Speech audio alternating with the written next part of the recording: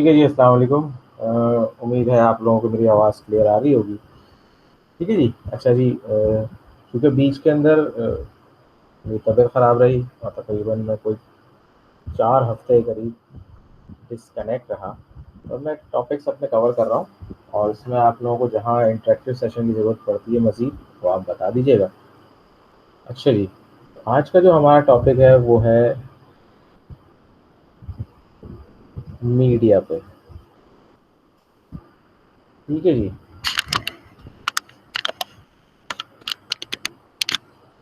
Light थोड़ी सी adjust. ठीक है जी। चलो, मीडिया। अच्छा, मीडिया हमारे पास मल्टीपल टाइप्स के हैं, लेकिन जो मेजर दो ब्रॉड कैटेगरीज है हमारी, वो है, अगर इस लाइट को ऑफ कर दूँ तो अब अंदाज़ा हो जाएगा कि ठीक है जी। एक है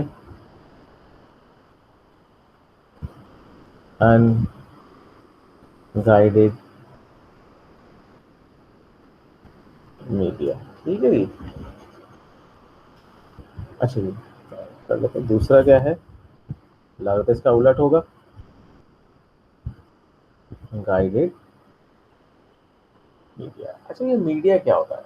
मीडिया उस मीडियम को कहते हैं जिसके अंदर आपका सिग्नल, आपकी कम्युनिकेशन अकर होती है, या वो सपोर्टिव सब्सटेंसेस, मटेरियल, मैकेनिज्म जो कि एक एंटिटी या नोड से दूसरी एंटिटी या नोड तक आपका डाटा या सिग्नल पहुंचाते हैं, चाहे वो सिंगल डायरेक्शन हो या बाई डायरेक्शन हो, सिंपलेक्स हो, डुप्लेक्स हो। ठीक है जी। अच्छा जी, अब ये जो मीडिया है या मीडियम है, ये गाइडेड भी हो सकता है और अनगाइडेड भी हो सकता है। सिंपल सी मिसाल है आपके पास, जैसे कि आपका वाईफाई राउटर है। अच्छा जी, वाईफाई राउटर क्या है? एक एंटिटी है, और दूसरा आपका मोबाइल सेल, यानी सेल फोन, लैपटॉप वगैरह कुछ भी हो। अब क्या होगा, एक एंटिटी से दूसरी एंटिटी तक आपका डाटा जा रहा है, लेकिन किसके से जा रहा है? आरएफ के जरिए जा रहा है। इसी राउटर से आप एक और एंटिटी कनेक्ट कर लें, जो कि एक वायर हो, ईथरनेट का, कैटेगरी 5 का, तो ये क्या हो जाएगा? गाइडेड मीडिया हो जाएगा। और आरएफ क्या होगा? Unguided media. क्योंकि आरएफ जो है वो इलेक्ट्रोमैग्नेटिक स्पेक्ट्रम पे चलता है, तो लागत है उसके लिए किसी को पाथ डिफाइन करना ज़रा मुश्किल काम है। हाँ, अगर आप फ्रीक्वेंसी बढ़ाते हैं तो इसकी बेहतरीन रिसेप्शन दूसरी साइड पे लाइन ऑफ साइट में मिलती है, वो भी हम डिस्कस करने जा रहे हैं। ठीक है जी। यहाँ तक बात समझ कि मीडिया क्या होता है, जिसके जरिए आपका सिग्नल ट्रैवल कर सके, या आपके डाटा कम्युनिकेशन को सपोर्ट कर सके, या इसकी वजह से आपके डाटा कम्युनिकेशन पॉसिबल हो सके। ठीक है जी। अब अनगाइडेड मीडिया क्या होता है, इसको हम देख लेते हैं। ठीक है जी। पहला है हमारा अनगाइडेड मीडिया। अब इसको जरा हम डिटेल से देख लेते हैं। अच्छा जी, जितना भी अनगाइडेड मीडिया है, उसके का मतलब यह है कि आपने उसे कोई सेलेक्टिव पाथ नहीं दिया हुआ, उसको सेलेक्टिव पाथ नहीं दिया हुआ। तो जो सेलेक्टिव पाथ नहीं दिया हुआ, वो आपके लिए क्या चीज़ बचती है? तो आपके लिए बचती है रेडियो वेव। ठीक है जी। ठीक है जी। अब रेडियो वेव के अंदर मुख्तलिफ किस्म की फ्रीक्वेंसीज आप इस्तेमाल कर सकते हैं। वो स्पेक्ट्रम आपके पास जो फ्रीली अवेलेबल है, वो अमूमन हमारे पास 2.4 गीगाहर्ट्ज़ की है, जो कि ISM बैंड कहलाता है। ISM को आप ज़रा खुद देखिएगा, what does ISM stand for? Industrial, medical, और ये क्या हुआ, कुछ ऐसा होगा, ज़रा गूगल कर लीजिएगा। ठीक है जी। हमारे पास जो वाईफाई राउटर है, उसके लिए हमें कोई लाइसेंस लेने की ज़रूरत नहीं पड़ती कि भाई हम यहाँ पे ब्रॉडकास्ट कर रहे हैं, हमने डिवाइस लगाया और एक ख़ास रेंज के अंदर चूँकि हम रहते हैं, तो हमें इसका कोई ख़ास लाइसेंस लेने की ज़रूरत नहीं है।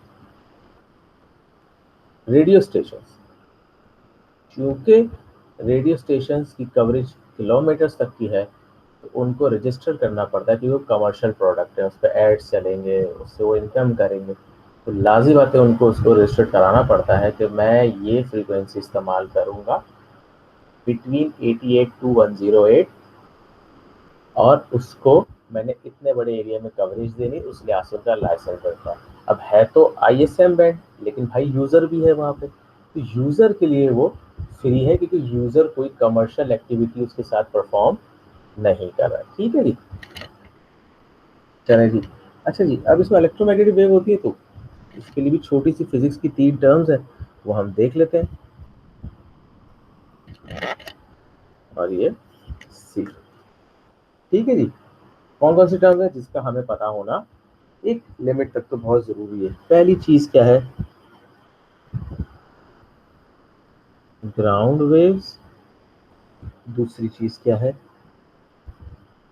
Sky waves. और तीसरी क्या है, लाइन ऑफ साइट वेव्स या कम्युनिकेशन। ठीक है जी। अब ग्राउंड वेव्स क्या होती हैं,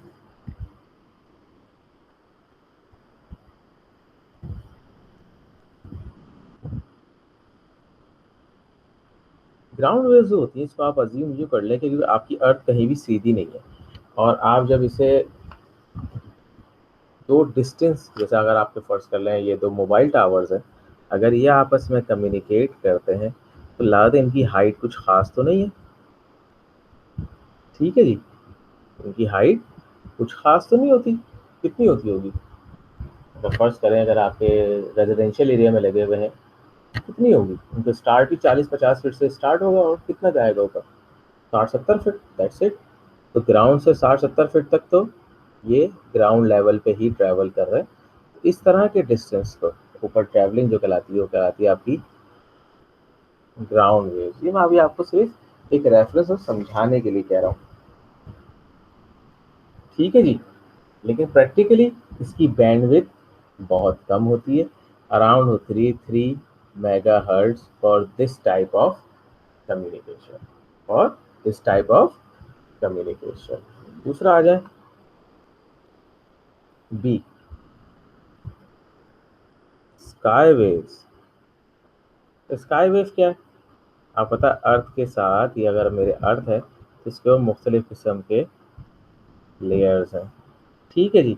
अब अगर मैंने यहाँ से कोई कम्युनिकेशन की और ये रिफ्लेक्ट बैक होके दूसरी जगह पहुंची, ठीक है जी, जिसको हम आमतौर पे क्या कहते हैं, कौन सा sphere, ionospheric sphere, ionospheric layer. ठीक है जी, ये उस लेयर से टकरा के जब वापस आएगी, तो इस तरह की वेव्स को हम क्या कहते हैं, क्या कहते हैं, स्काई वेव्स, ऊपर लिखा हुआ भी है। ठीक है जी। अच्छा जी, अब इनकी जो ऑपरेटिंग फ्रीक्वेंसी है वो अराउंड होती है 3 kilo hertz to 1 giga hertz. अब हम 1 गीगा हर्ट्ज कह रहे हैं, तो शायद हमारा 2.5 जनरेशन जो हमारा मोबाइल था वो इस पर काम शायद करता हूँ। ठीक है जी। अब आ जाए LOS के ऊपर। ये मेरी आ गई शीट नंबर 1। अच्छा जी, LOS सी है हमारा। LOS line of site. Line of site से मुराद ये है कि अगर एक एंटिटी यहाँ से ट्रांसमिट कर रही है रेडियो वेव के जरिए, तो दूसरी एंटिटी इसको रिसीव करेगी बिल्कुल इसके एंगल में। प्रैक्टिकली ऐसा होता नहीं है, क्योंकि इसकी ट्रैवलिंग के दौरान ये थोड़ी सी नीचे आती है, तो यहाँ पे इसका रिसीवर इससे नीचे रखना पड़ता है। ठीक है जी, बात समझ में आई आपको। ठीक है जी। अब इसकी जो ऑपरेटिंग जो बैंडविड्थ है जो इसमें अमूमन हमें मिल जाती है, वो है अराउंड 1 गीगा हर्ट्ज से लेके 300 गीगा हर्ट्ज। अब आपकी जो ये साइट टू साइट कम्युनिकेशन है, site to site BSS site या सेलुलर साइट, ठीक है जी, ये कोशिश तो की जाती है कि ये LOS हो। ठीक है जी। अब चूंकि ये कर्व आता है, ठीक है, इसकी वजह से इसका डिस्टेंस नीचे जा सकता है। ठीक है जी, तो हमें पूरा कोशिश की जाती है कि इनको ऐसा अलाइन किया जाए जहाँ पे इनकी मैक्सिमम डेसिबल आपको मिल जाए। जैसे ही आपको मैक्सिमम डेसिबल मिलेंगे, इसका मतलब आपकी रिसीविंग बेहतर हो गई। इसको ज़रा देख लीजिएगा, डीबी या डेसिबल किसे कहते हैं, एक रेशो है इनपुट ओवर आउटपुट या आउटपुट ओवर इनपुट का। ठीक है जी। तो ये 3 तरह की RF फ्रीक्वेंसी के साथ कम्युनिकेशन टेक्निक्स है जिसके अंदर आप रहते हुए अपनी एक बॉडी या एक नोड से दूसरे नोड तक का डेटा पहुंचा सकते हैं। अगर आप LOS पे जा रहे हैं तो आपको मैक्सिमम बैंडविड्थ मिलेगी, अगर आप ग्राउंड पे हैं तो मिनिमम, और अगर आपको आयनोस्फेरिक स्फीयर से रिफ्लेक्शन चाहिए तो मीडियम। वो हमने यहाँ देख लिया, वो आप शीट नंबर 1 में देख लीजिएगा। अब आते हैं इस टॉपिक पे जिसको हम ऑब्जर्व करते रहते हैं, जिसको हम ऑब्जर्व करते रहते हैं। टू क्या है हमारा? मीडिया। ये गाइडेड मीडिया क्या होता है? गाइडेड मीडिया मतलब ये है कि आपका जो सिग्नल ट्रैवल करेगा, ठीक है जी, वो कहीं भी नहीं जाएगा, वो आपके मीडिया के साथ ही ट्रैवल करेगा। अगर आपका मीडिया कहीं बैंड हो रहा है तो वो भी बैंड होगा, ठीक है। जब किस तक होगा, कैसे होगा, वो अभी हम देख लेते हैं। थ्योरेटिकल चीज़ है, इसे हमें पता होना ज़रूरी है, ठीक है जी। चलिए अब आ जाते हैं ज़रा गाइडेड मीडिया के हमारे पास 3 तरह के मैकेनिज्म है या 3 सॉल्यूशंस अवेलेबल है या 3 अलग अलग मेथोलॉजीज अवेलेबल है। पहला क्या है? पहला क्या है जो सबसे ज़्यादा अपने घर में देखते हैं? जी, ट्विस्टेड पेयर। अब यहाँ मेरे पास भी फिलहाल भाई इमेजेस नहीं है, आप लोग सर्च कर लीजिएगा, आगे जब हम इसकी डिटेल हो जाएंगे। फिर आ गया बी, कोएक्सियल केबल। अब तीसरा आ गया, आजकल बहुत हॉट चल रहा है, फाइबर, ये फाइबर ऑप्टिक्स, ठीक है जी। सबसे पहले हम इसकी बात कर लेते हैं। ए, ट्विस्टेड। अभी ट्विस्टेड पेयर क्यों कहलाते हैं, ये आपने देखा होगा जब आपने अपने पास कहीं लैब में अगर मौका मिल गया था इस दफ़ा, तो आपने देखा होगा कि brown brown white, green green white का पेयर, ब्लू ब्लू वाइट का और ऑरेंज ऑरेंज वाइट का पेयर आपस में इस तरह से ट्विस्ट हुए हुए होते हैं। अब ये ट्विस्ट क्यों हुए हुए होते हैं? भाई एक तो वजह यह है कि भाई वो सिमटे रहेंगे, एक जगह रहेंगे। दूसरी बात ये कि एक तार का इफेक्ट दूसरे तार के इफेक्ट को कैंसिल आउट करता है, ठीक है जी। अगर इस तार से आपकी कोई भी चीज़ जाएगी जो कि हाई फ्रीक्वेंसी है, वो रेडिएट आउट करती है, रेडिएट आउट करती है। एक तार का इफेक्ट फर्ज करिए ब्लू वाला है, तो ये ब्राउन वाले को इफेक्ट कर सकता है, ठीक है। लेकिन जब हम ब्लू के ही पेयर को आपस ट्विस्ट कर दें तो एक दूसरे का इफेक्ट कैंसिल आउट कर सकते हैं। तो ये जो एक जगह की रेडिएशन दूसरे को डिस्टर्ब करती है या अपनी वैल्यू दूसरे में इंड्यूस करती है, इसकी वजह से इस सिग्नल का इफेक्ट आता है, इसको हम कहते हैं क्रॉस टॉक। क्या कहलाता है ये? क्रॉस टॉक, ठीक है जी। तो क्रॉस टॉक को रिड्यूस करने के लिए क्या किया जाता है, इसको ट्विस्टेड पेयर कर दिया जाता है। अब किसी वक्त जब आपके घर में PSTN के जरिए टेलीफोन लगा हुआ था, तो उसमें 2 पेयर थे, वो ट्विस्ट होके आते थे ताकि वो फर्दर किसी एक दूसरे के ऊपर क्रॉस टॉक से बचा जा सके, ठीक है जी। अब जब इंटरनेट आ गया तो आपके पास 4 पेयर है, उनको आपस में हर पेयर को ट्विस्ट किया हुआ ताकि वो क्रॉस टॉक कम कर सके। तो इस क्रॉस टॉक को प्रिवेंट करने के लिए और भी बहुत सारे तरीके हैं, ठीक है, जिसके अंदर इसकी कैटेगरीज आ जाती है। तो ट्विस्टेड पेयर की 2 मेजर कैटेगरीज हैं। पहली क्या है? Unshielded twisted pair, UTP, unshielded twisted pair. और इसका मतलब वाइस वर्सा क्या होगा? STP, शील्डेड ट्विस्टेड पेयर, ठीक है जी। अब जो हमने ऊपर बात की थी, जो आपने लैब में भी शायद देखा हो, तो क्या हो रहा है उसके अंदर वही 8 तार है, यानी कि 4 पेयर है, फर्दर कोई चीज नहीं है, ठीक है जी। लेकिन अगर इसी इसी की जो अगर मैंने फर्ज करें कोशिश की है ट्विस्टेड पेयर बनाने की, इसके ऊपर मैं एक और चीज चढ़ा दूं कि वो क्या हो जाए, एल्यूमिनियम फॉइल चढ़ा दूं, तो मजीद क्या हुआ, क्रॉस टॉक से बचा लिया जाए। अगर हमारे पास 4 पेयर है, हर पेयर के ऊपर क्या हो, एल्यूमिनियम फॉइल चढ़ी हो, तो वो क्या हो गया आपका शील्डेड ट्विस्टेड पेयर, ठीक है जी। यहाँ तक क्लियर? अब ये तो खत्म हो गया, अब आ जाते हैं यूटीपी के ऊपर। यूटीपी के ऊपर अनशील्डेड ट्विस्टेड पेयर की मल्टीपल कैटेगरीज है। अनशील्डेड ट्विस्टेड पेयर की मल्टीपल कैटेगरीज है। क्या क्या है भाई? One, cat one, cat two, cat short form है कैटेगरी का, कैट थ्री, कैट फोर, और फिर cat five, even cat six. ठीक है जी।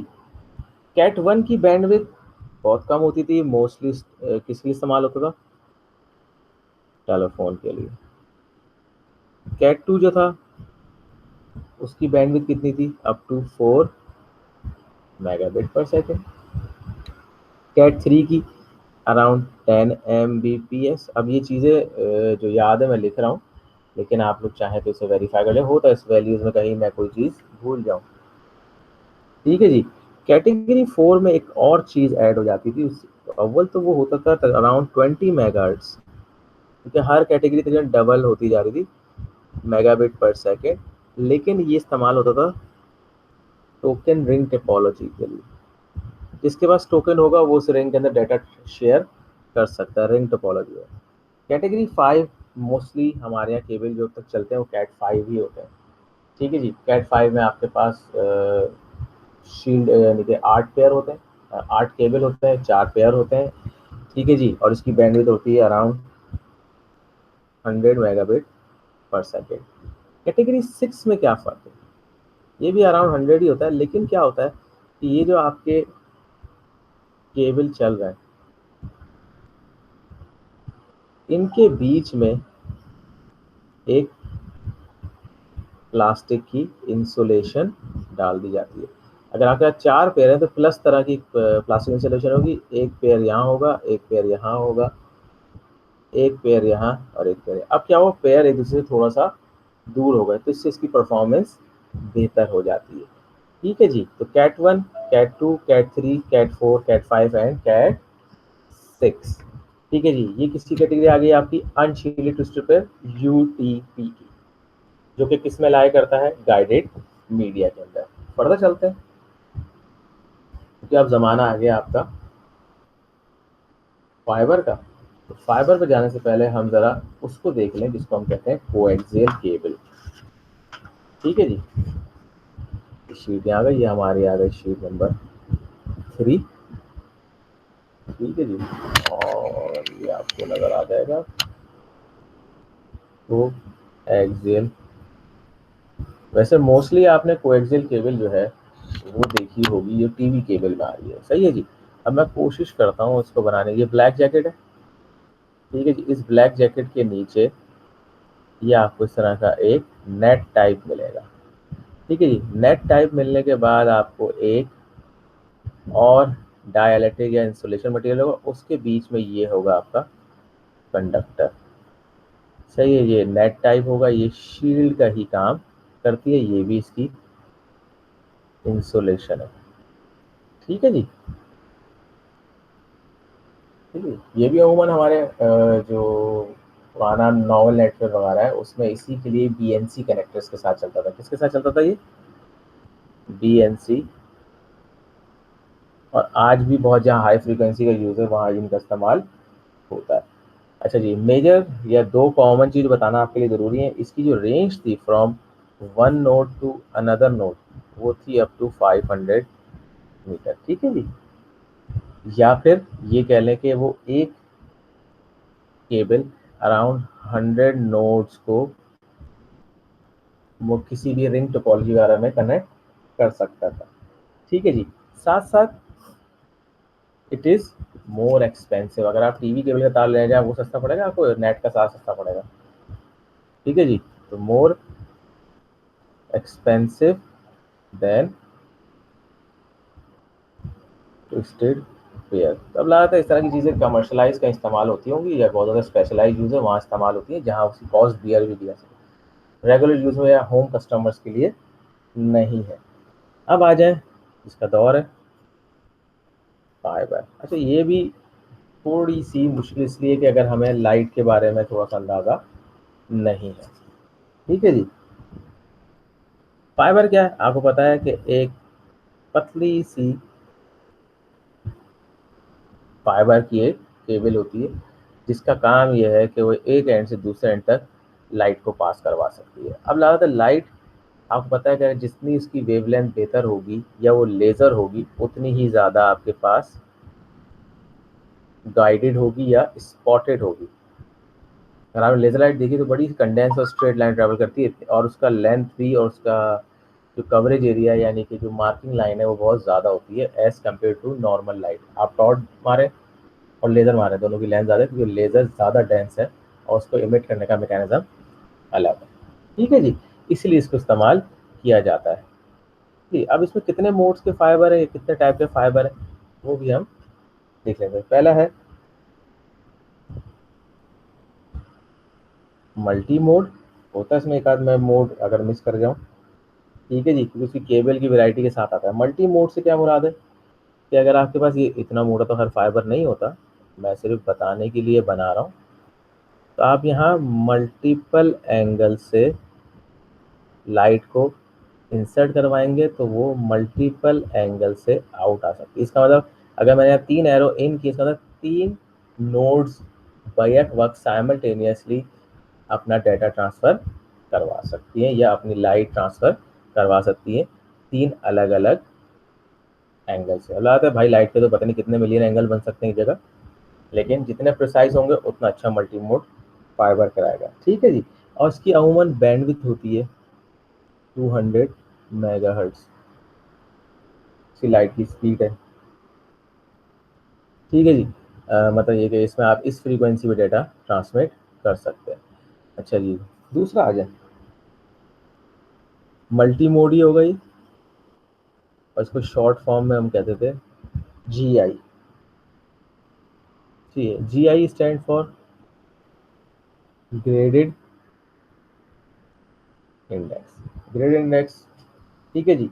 इससे क्या फ़ायदा हुआ, इससे फ़ायदा ये हुआ कि इसकी बैंडविड्थ बढ़ गई हमारी 100 मेगाहर्ट्ज से अराउंड 3 गीगाहर्ट्ज तक। एक बहुत बड़ा फ़र्क है। ठीक है जी। फिर आ जाए आप तीसरे के ऊपर। अब ये कहाँ का इस्तेमाल है, हालांकि फाइबर आज भी अवेलेबल है, जैसी आपकी नीड है वैसे दी जाती है। तो आ जाए सिंगल मोड। अब सिंगल मोड से मुराद ये है कि जो ऊपर बात हुई थी मल्टीपल एंगल से, वो नहीं होगी। ये फाइबर थोड़ी सी से और बारीक हो सकती है, लेकिन एक ही लेज़र जाएगी और एक ही लेज़र आउट आएगी। तो इसकी जो फ्रीक्वेंसी है वो अराउंड 50 गीगाहर्ट्ज तक है। मतलब पॉइंट टू पॉइंट कम्युनिकेशन के लिए एक डिवाइस से दूसरे डिवाइस के लिए जो पिक्टेल्स लगती हैं या पैच केबल्स लगती हैं येलो रंग की, वो अमूमन हमारी सिंगल मोड होती है क्योंकि उनका काम ही है डिवाइस टू डिवाइस कनेक्ट करना, मल्टीपल किसी चीज़ को लेके जा रहे हैं। हाँ, जीपॉन जो अब लग रहे हैं उसके लिए ट्रांसमिशन के लिए इस्तेमाल करते हैं, वो क्या करेंगे, वो मल्टी मोड फाइबर इस्तेमाल करेंगे। लेकिन हो सकता है कि आपके पास जब नोड टर्मिनेट होकर आपके राउटर तक या आपके मोडेम तक आए, वो क्या होगी, सिंगल मोड। ठीक है जी। 4, ब्रेकआउट केबल। अब ये फाइबर में ब्रेकआउट केबल का क्या मुराद है। अव्वल तो फाइबर की एक प्रॉपर्टी ये है कि कोई सा भी हो, फाइबर इस एंगल पे चलेगी लेकिन फाइबर 90 डिग्री पे आके ब्रेक हो जाती है। लेस देन 90 के करीब भी आप आएंगे जब भी ब्रेक हो जाएगी, तो लाइट इससे वापस नहीं आती। इसमें तो रिफ्रैक्टिव इंडेक्स की वजह से ट्रेवल कर रही होती है और उसकी जो कोटिंग वोटिंग है वो इसको बचा के रखती है कि लाइट ज़ाया ना हो। लेकिन 90 डिग्री अगर आप करते हैं तो ये ब्रेक हो जाएगी। 90 डिग्री पे फाइबर बैंड नहीं होती। आप 80 डिग्री भी ले जाएंगे जब भी ब्रेक हो जाएगी, लेकिन फर्ज से पतली केबल ले जा सकते हैं, ज़्यादा बड़ी केबल नहीं ले जा सकते। ठीक है जी। अच्छा जी, जब आपको पता है कि हर फाइबर की अपनी वो प्रोटेक्शन होती है, वो आप नेट पे देख लीजिएगा। ब्रेकआउट में क्या होता है कि प्रोटेक्शन और ईच फाइबर। नॉर्मली क्या होता है कि आपके पास ये जैकेट होती है, फिर इसका दूसरा मैकेनिज्म होता है, फिर एक सपोर्टिंग वो होती है, इसके बाद मल्टीपल फाइबर्स होते हैं। जबकि इसमें क्या होगा, ये जैकेट अपनी जगह, सपोर्ट अपनी जगह, लेकिन जो एक फाइबर निकलेगी वो भी जैकेटेड और प्रोटेक्टेड है। मतलब ये लॉन्ग डिस्टेंस के लिए, या ऐसा जो अंडरग्राउंड जाते हैं वहाँ के लिए, या ओमन हो सकता है सी न्यूज़ वगैरह के अंदर भी इस तरह की इस्तेमाल होती है। फिर एक तरीका आता है, उसे हम कहते हैं distribution cable. Distribution fibre cable mostly किसके लिए इस्तेमाल होती है?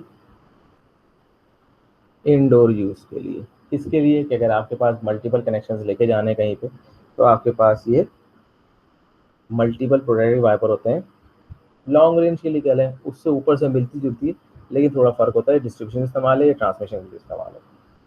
ठीक है जी। अब जो सबसे टिपिकल चीज़ आती है वो आती है लूज केबल। अब ये लूज केबल क्या चीज़ है? भाई कहीं आपको बहुत ज़्यादा फ्लेक्सिबिलिटी चाहिए, कहीं आपको बार बार बेंड करना है, रोटेट करना है, स्प्रिंग की फॉर्म में लेके जाना है, इस तरह लेके जाना है। इसके लिए क्या होता है कि एक जैकेट है, जैकेट के मुकाबले में फाइबर्स कम है, लेकिन इस जैकेट को भरा हुआ होता है किसी खास जेल से। ठीक है जी। और इसमें अराउंड 1 to 12 फाइबर हो सकती है, लेकिन बाकी खाई जगह किससे? जेल से भरी होगी, इनको प्रोटेक्टिव रखने के लिए। ठीक है जी। तो ये वो 6 रफ सी चीज़ें थी, फाइबर टाइप्स थी, जो मैंने आपको बताने की और समझाने की कोशिश की। ये चीज़ आपकी अपलोड हो जाएगी। फर्दर कोई चीज़ हो तो बता दीजिएगा कि आपको इंटरेक्टिव और भी सेशन का ज़रूरत है। मैं इसी तरह से टॉपिक्स आप लोगों के कवर करवा के ख़त्म करूँगा। आगे 2 असाइनमेंट 2 क्विज़ आने वाले हैं, तो उसके लिए तैयार रहिएगा। ज़्यादा मुश्किल नहीं होगा, लेकिन अपने लिए वीएम तैयार रखिएगा। अब आप चाहें वर्चुअल बॉक्स करें, वीएम वेयर करें, पैरेलल करें, जो आपका दिल चाहे, लेकिन ये तैयार रखें। और ताकि फिर मैं आपको उसका कोई असाइनमेंट दूंगा और एंड के टॉपिक्स दूंगा जो आपको आने चाहिए इसके ऊपर। ठीक है जी। तो यहाँ तक के लिए इतना ही। Thank you very much.